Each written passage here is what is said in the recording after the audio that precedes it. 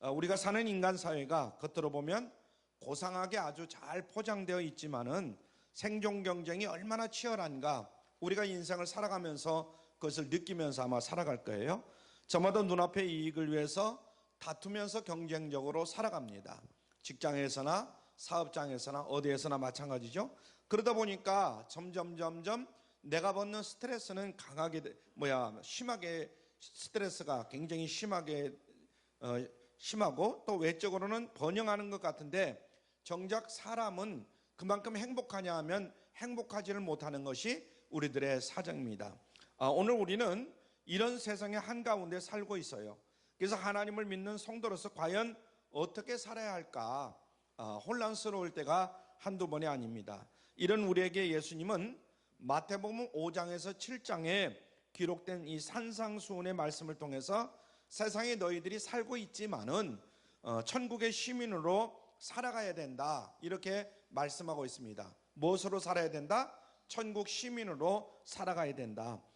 그것이 바로 행복의 비결이고 동시에 너희들이 인생에서 승리할 수 있는 승리의 비결이다. 이걸 가르쳐 줍니다. 산상수훈 가운데는 선뜻 이해되지 않는 그런 말씀들이 많이 있어요. 예를 든다면 이런 구절이 있습니다. 마태복음 5장 41절 우리 함께 봅니다. 시작. 또 누구든지 너로 억지로 오리를 가게 하거든 그 사람과 심리를 동행하고. 누가 누구든지 너를 억지로 오리를 가게 하거든. 가기 싫다는데 야 가자 하면서 오리를 막 가게 만드는 거예요. 그러면 가기 싫더라도 오리를 가자고 하는 사람에게 몇 리를 동행하라고요? 10리를 동행하라는 거예요. 참 이해가 되지 않는 거죠. 자, 마태복음 5장 44절에도 이렇게 말합니다. 시작.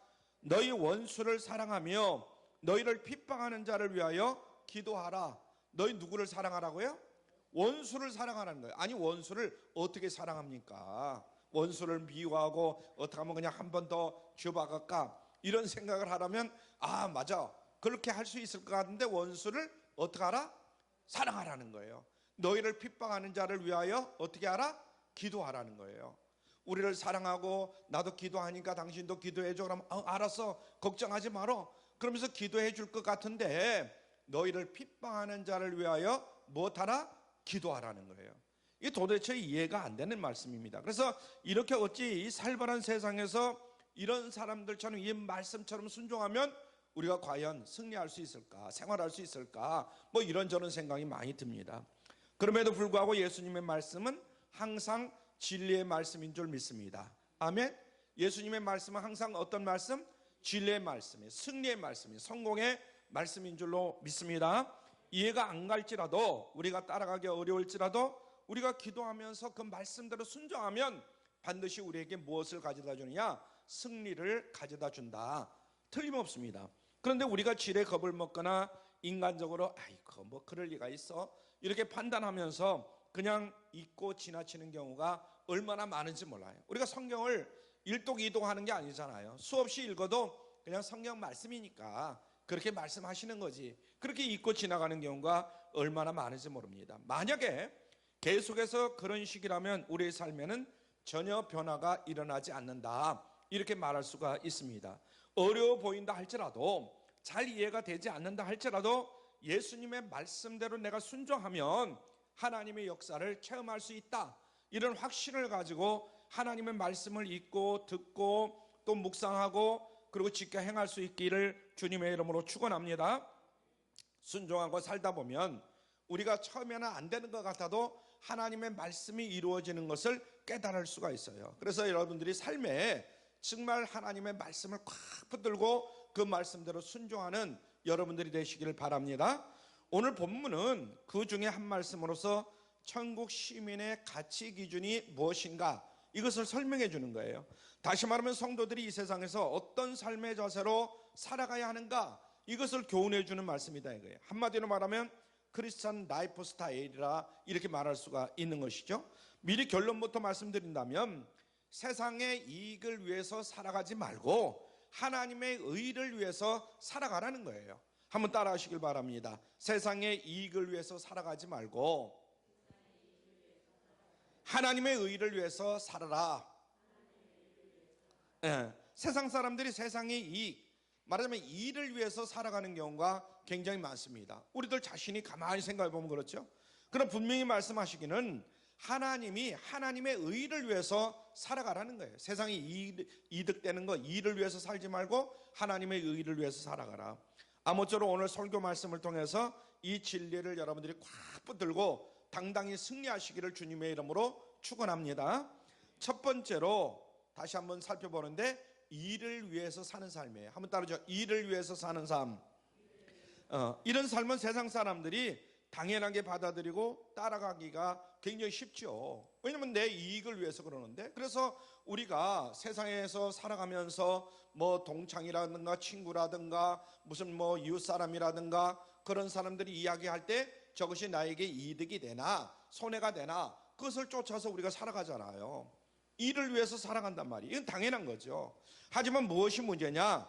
일을 위해서 살면 당장은 잘 먹고 또 잘 살고 성공할 것 같지만은 그게 너무나 힘들어지더라, 이런 이야기입니다. 오히려 염려하고 스트레스 가운데 살다가 실패하기가 십상인 그런 삶을 살아가기가 쉽다 이 말이죠. 설상 성공한다 하더라도 결국에는 허무해지는 그런 인생이 돼버리고 말아요. 우리 인생을 가만히 생각해 보세요. 젊었을 때는 뭘 먹을까, 뭘 마실까, 무엇을 입을까, 그것을 위해서 열심으로 수고하잖아요. 그런데 지금 나이 들어서 가만히 생각해 보면 물론 그렇게 살지 않은 것이 잘못이긴 하지만 열심히 살아야죠, 사람은. 그러나 지금 가만히 생각하면 그것이 내가 최선의 삶을 사는 것은 아니다 하는 것을 깨닫게 되지요. 그러므로 하나님을 믿는 성도는 이런 삶만을 지향하면 절대로 안 되는 줄로 믿습니다. 그런 삶만을 살면서는 안 된다. 뭘 먹을까, 뭘 마실까, 뭘 입을까, 이것 때문에 고민하고 그 일만을 위해서 살아서는 절대로 안 된다. 반드시 후에 막심하게 되는 그런 인생을 살 수밖에 없다, 이런 얘기입니다.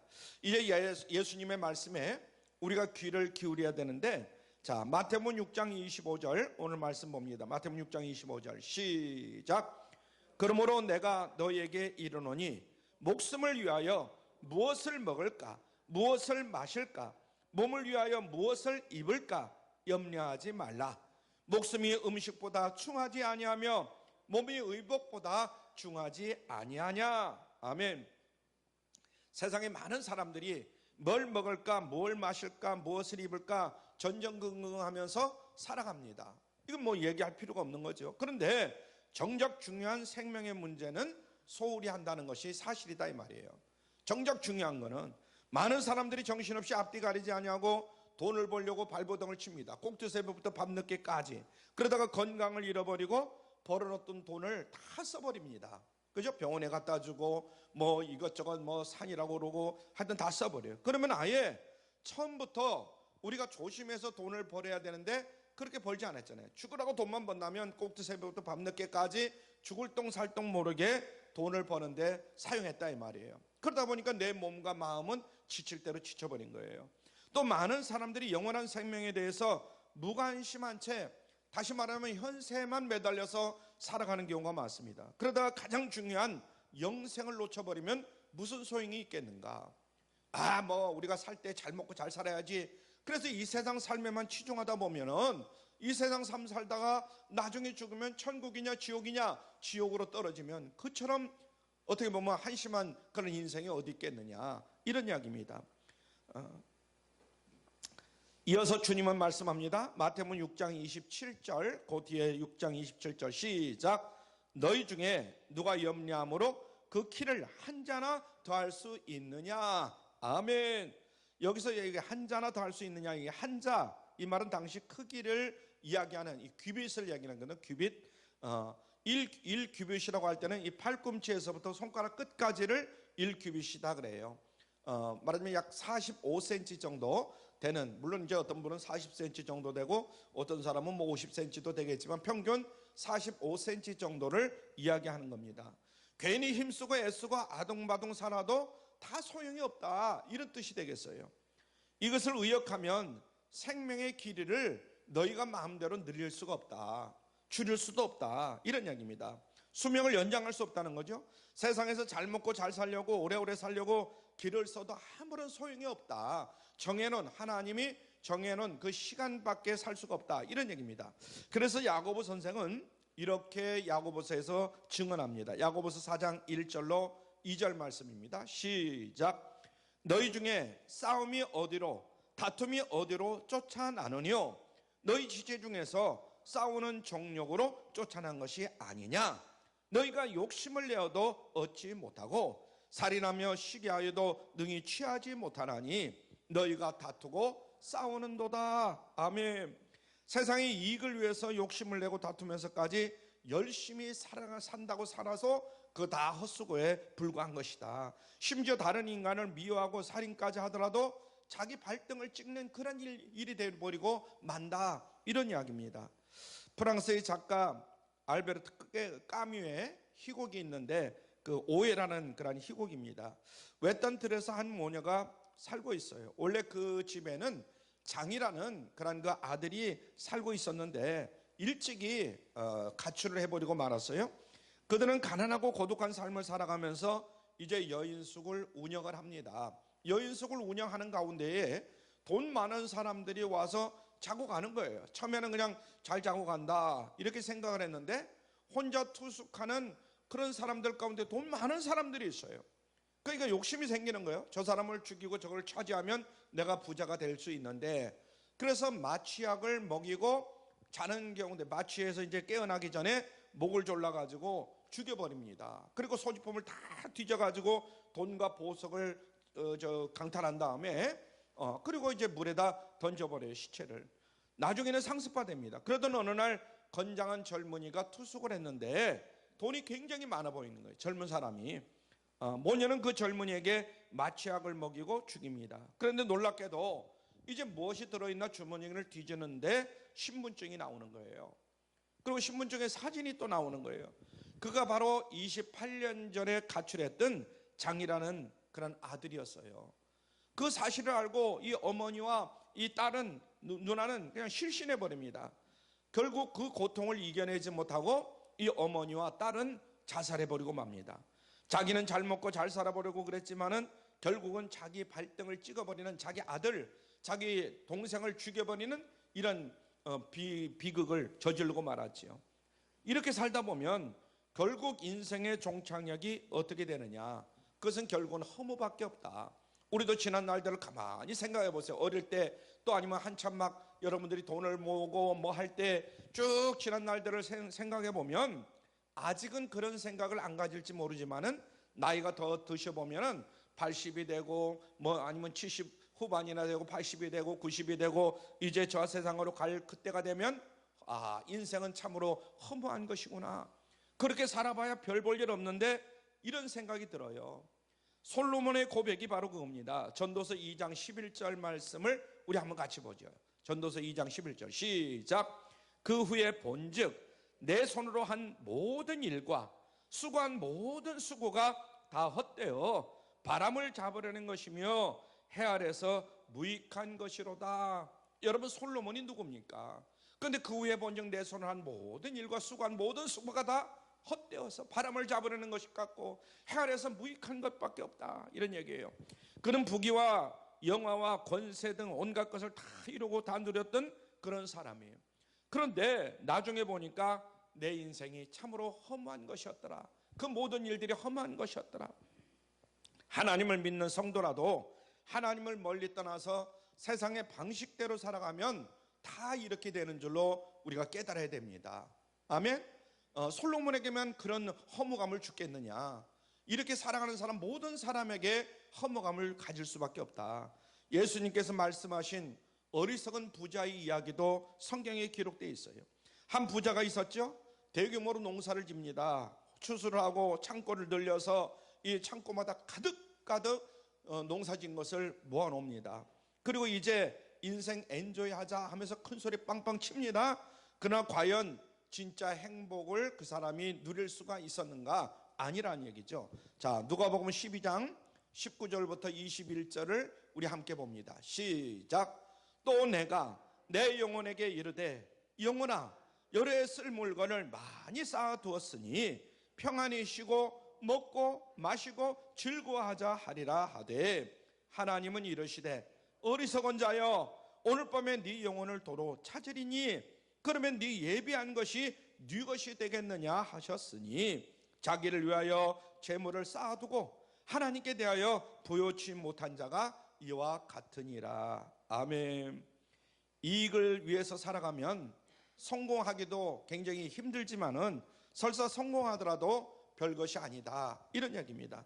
영혼에 대해서 무관심하고 내세에 대해서 무지한 채 그렇게 살다가는 죽음을 맞이하면 모든 게 비참해지고 허무해지는 그런 인생이 돼버리고 마는 것이다, 이런 얘기입니다. 자, 그러면 두 번째, 의를 위해서 사는 삶을 생각해 봅니다. 의.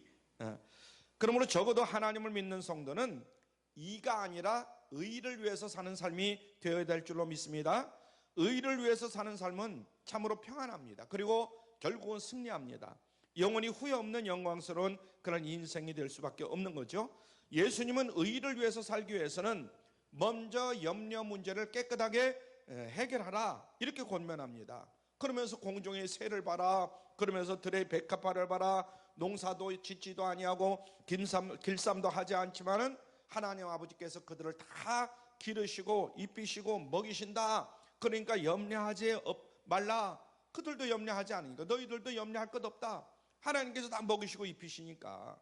자, 마태복음 오늘 말씀 마태복음 6장 30절로 32절을 봅니다. 마태복음 6장 30절로 32절 시작. 오늘 있다가 내일 아궁에 던지우는 들풀도 하나님이 이렇게 입히시거든.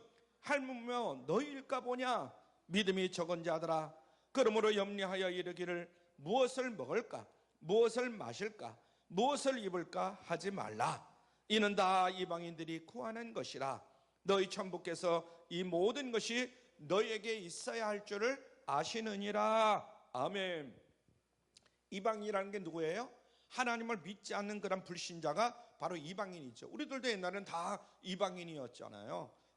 하나님 없이 사는 사람들이야 자기 혼자서 해결하고 뭐 염려하고 이를 위해서 살아가는 그런 사람들이지만은 하나님의 자녀된 성도들은 하나님께서 책임져 주실 것을 믿으면서 살아라, 이런 얘기입니다. 아멘.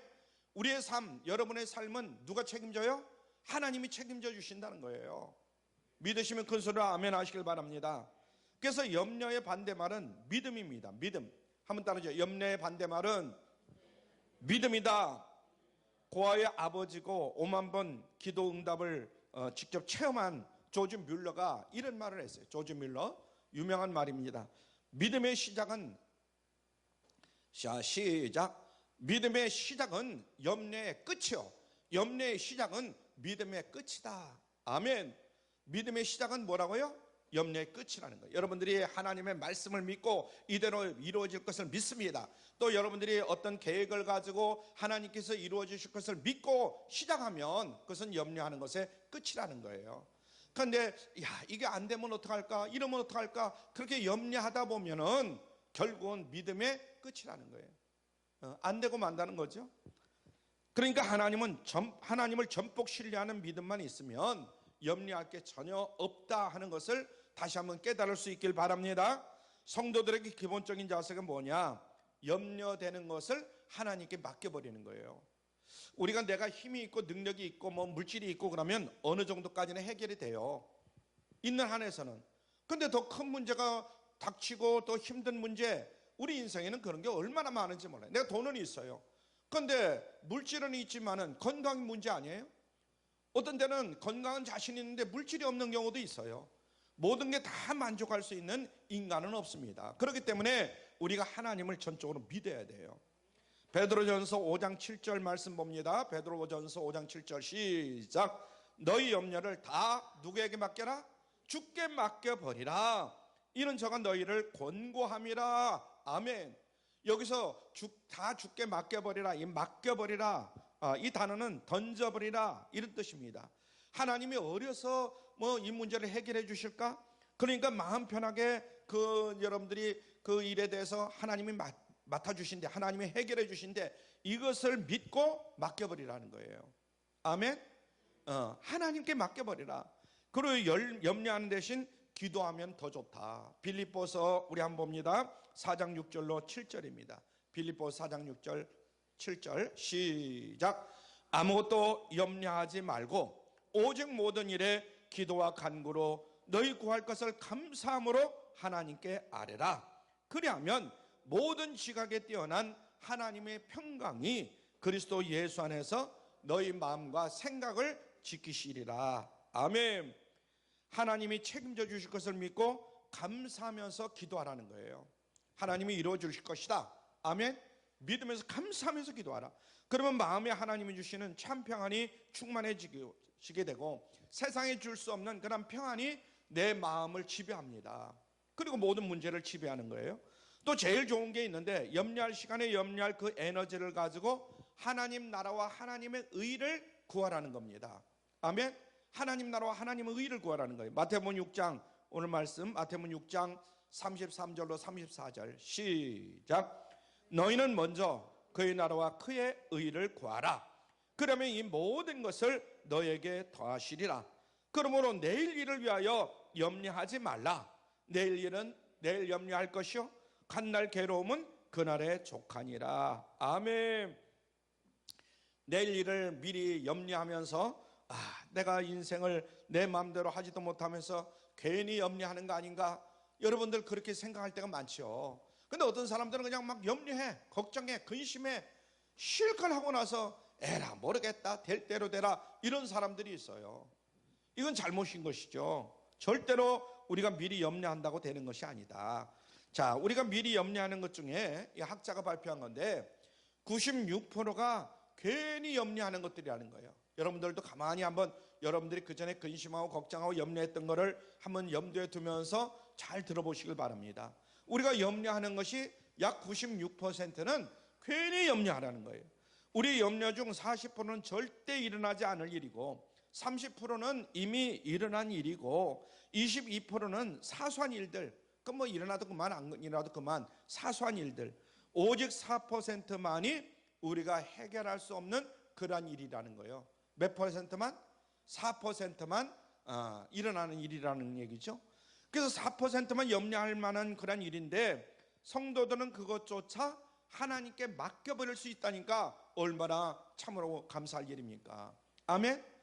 그러니까 우리가 100% 걱정하고 근심하고 염려할 필요가 없다, 이런 얘기입니다.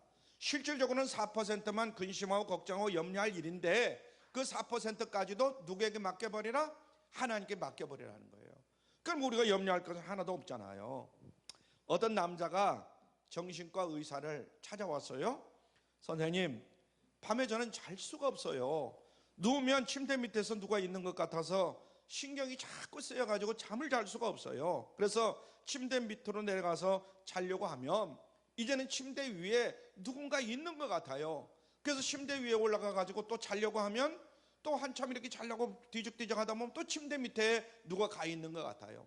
그래서 침대 밑으로 또 내려갔다가 또 올라갔다가 내려갔다가, 그래서 잠을 정말 잘 수가 없어요. 그렇게 하소연을 하는 거예요. 그러니까 의사가 고개를 갸우뚱거리면서 이렇게 얘기합니다. 정말 증상이 참 심하네요. 1년은 치료받아야 되겠습니다. 그러니까 일주일에 2번 꼭 병원을 방문하세요. 이렇게 이야기를 하는 거예요. 얼마 동안은 치료받아야 된다고요? 1년은 일주일에 2번씩은 치료를 받아서 1년을 치료해야 된다는 거예요. 그러니까 이 사람이 가만히 생각해 보니까 이거 1년을 일주일에 2번씩을 병원을 가고 그럼 돈도 많이 들고 시간도 뺏기고 이 도저히 안 되겠어요. 그래서 교회 다니는 목사님에게 가서 한번 상담을 한번 받아봐야 되겠다. 그래가지고 상담을 받으려고 목사님을 한번 오시라고 그래, 집으로 방문을 해라고 그래가지고 오시라고 그래가지고 이야기를 했어요. 그 이야기를. 그때 목사님께서 그 이야기를 쫙 듣더니 나가서 톱을 가지고 오더라는 거예요. 그러더니 침대 다리를 톱으로 4개를 다 잘라버리는 거예요. 침대 다리를. 그러면서 이제는 됐으니까 마음 놓고 주무세요, 이러더라는 거예요. 이제 염려할 것 없다는 거예요. 침대 밑으로 내려갈 것도 없고 위로 올라갈 것도 없고 오르고 내리고 할 필요가 없다는 거예요. 우리가 염려하는 것들을 보면 이와 같이 쓸데없는 염려를 하는 경우가 굉장히 많아요. 얘기를 들어보면, 우리가 들어보면 정말 염려할 문제도 물론 있을 수 있겠지만 사실은 그 염려할 것도 아닌 것들을 그 사람은 그냥 그것 때문에 잠을 못 이루고 그냥 어쩔 줄을 모르거든요. 그냥 우리가 정말 중요한 것은 먼저라는 거예요. 먼저. 한번 따라하죠. 먼저. 자, 33절에서 그 앞에 보면 33절에서 먼저라는 말의 삶의 최우선 순위는 뭐냐면 거기에 집중하라는 거예요. 삶의 최우선 순위, 그거에서 먼저 집중하라. 그러면 다른 것들도 잘 될 수밖에 없다. 만약 이게 잘 안 되면 모든 것을 망치게 된다, 이런 얘기입니다. 우리의 삶 속에서 제일 먼저 그 1절로 넘겨요. 거기에 앞에 들어. 너희는 먼저 그의 나라와 그의 의를 구하라 그랬잖아요. 이 먼저가 굉장히 중요하다. 그래서 우리의 삶 속에서 제일 먼저 해야 할 최우선 순위는 하나님의 나라와 하나님의 의를 구하는 거예요. 너희는 먼저 그의 나라와 그의 의를 구하라 그랬잖아요. 여기서 하나님의 나라, 한번 우리 1절 읽을까요? 시작. 너희는 먼저 그의 나라와 그의 의를 구하라.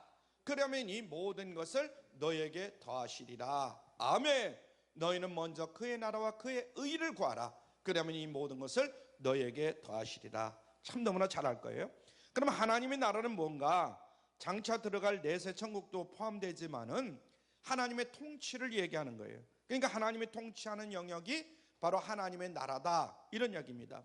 내세 천국에 들어가기 전에 이 땅에서 여러분들이 살면서 하나님의 통치를 받으면 이 땅에서도 저 하늘 저 천국에서의 삶을 누리는 거예요. 하나님의 통치를 받으면서 살기 때문에. 이해가 되십니까?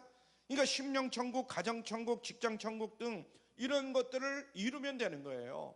여러분들이 머무는 곳이 어디입니까? 가정입니까? 가정천국을 이루고 심령천국을 이루고, 여러분들이 머무는 곳곳마다 천국을 이루면 그것은 곧 하나님 나라가 임한 것이죠. 그러므로 하나님의 통치를 받는다는 것이 얼마나 중요한지 모릅니다. 친구 간에도 마찬가지예요. 네가 이기냐 내가 이기느냐 막 서로 이길 거, 내가 더 가지냐 네가 더 가지냐 막 그냥 그 가질 거, 이런 것 가지고 싸우면 거기는 절대로 하나님 나라가 임하지는 않습니다. 아멘. 그리고 하나님의 의는 뭐냐? 믿음의 의와 행위의 의로 나눌 수가 있어요. 한번 따르죠. 믿음의 의, 행위의 의. 인간은 누구나 다 죄인입니다. 예외가 없어요. 목사인 저도 죄인이고, 설교를 듣는 여러분들도 죄인이고, 우리 모두는 다 죄인이에요.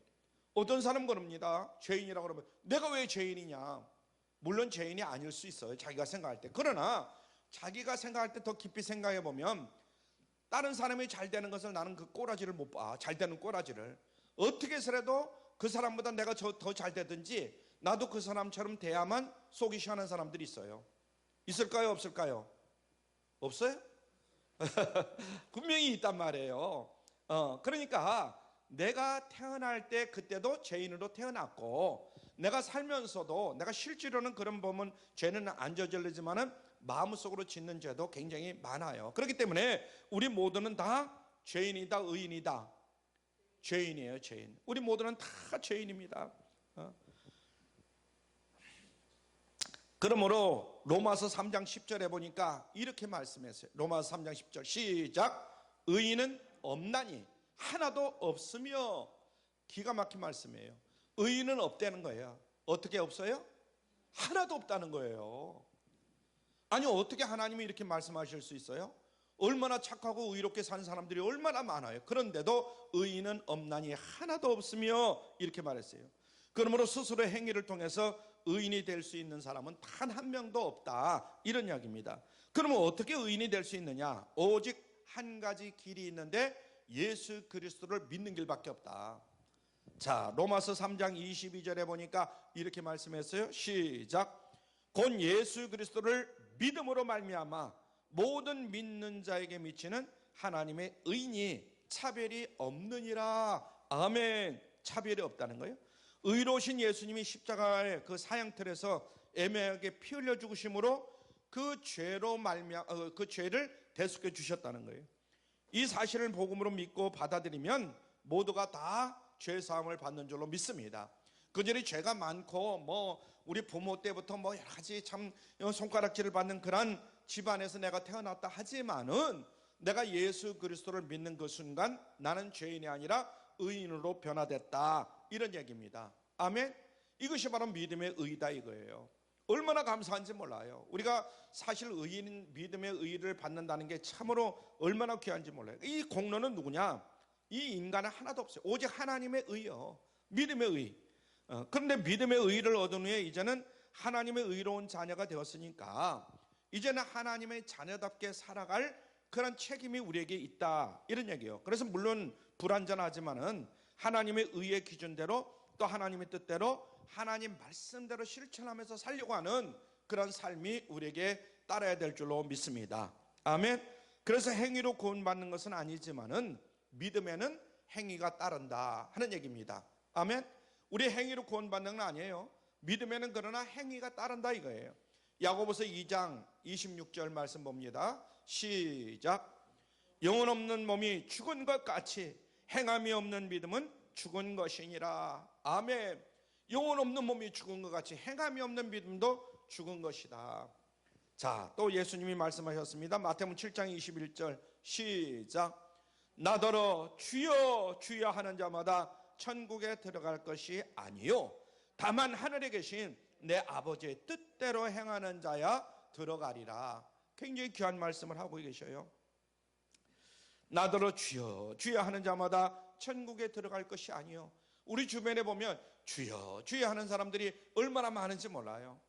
근데 정말 자기가 깨닫고 주여 주여 하는 사람들이 있는가 하면 그냥 입에 붙어 있는 사람들이 있단 말이에요. 그런 사람들마다 천국에 들어가는 것이 아니라, 성경에 보면 바리새인과 뭐 그런 서기관들과 이런 사람들이 되게 저기에 해당되는 사람들이거든요.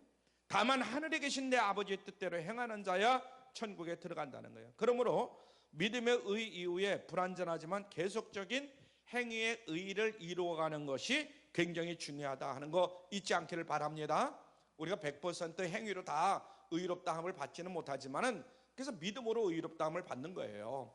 그리고 행위가 따라야 된다, 이런 얘기입니다. 오늘 본문 마태복음 6장 33절에 보면 구하다라는 단어가 나오는데 헬라어 성경에 보면 제테오라는 얘기입니다. 그 의미는 뭐냐면 애태워 노력하다, 열망하다, 이런 뜻입니다. 그러니까 우리의 삶 속에서 최우선적으로 하나님의 말씀과 뜻대로 순종하는데 집중해야 된다, 이런 얘기입니다.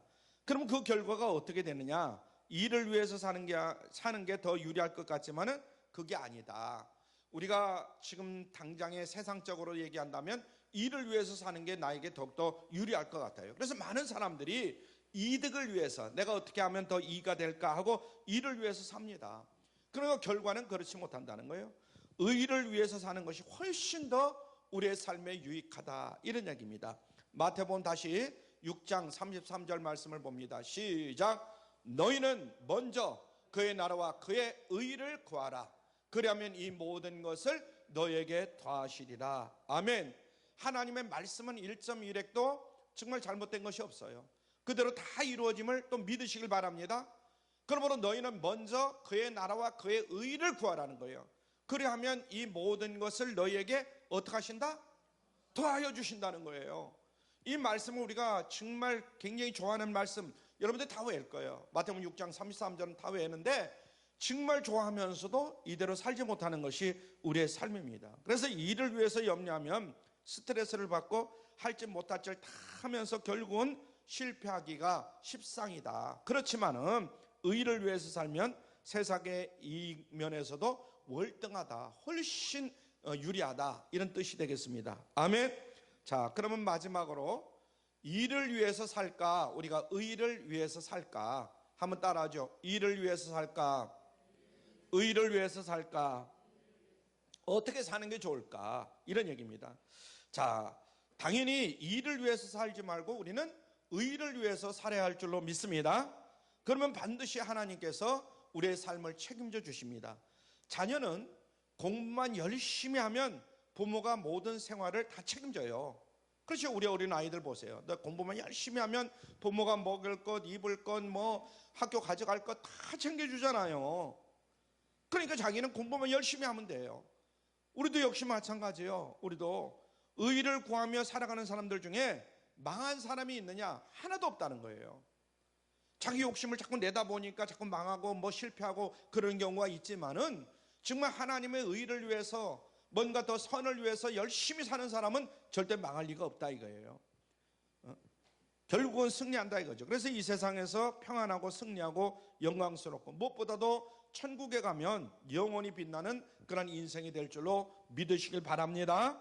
성경에 보면 무수한 신뢰가 등장하고 있어요. 성경을 여러분들이 쭉 보시면 아브람과 롯을 여러분들이 한번 비교해 보세요. 롯, 창세기 12장부터 19장까지 보면 쭉 나와 있는데, 롯은 세상의 이익을 따라서 하나님의 말씀을 저버리고 소돔 땅으로 갑니다. 반면 아브람은 의를 위해서 가나안 땅을 고수해요. 자, 창세기 13장 11절로 13절 말씀을 우리 같이 봅니다. 시작. 그러므로 롯이 요단 온뜰을 택하고 동으로 옮기니 그들이 서로 떠난지라 아브람은 가나안 땅을 거하였고 롯은 평지 성읍들에 머무르며 그 장막을 옮겨 소돔까지 이르렀더라. 소돔 사람은 악하여 여호와 앞에 큰 죄인이었더라. 아멘. 자, 그 결과가 어떻게 됐습니까?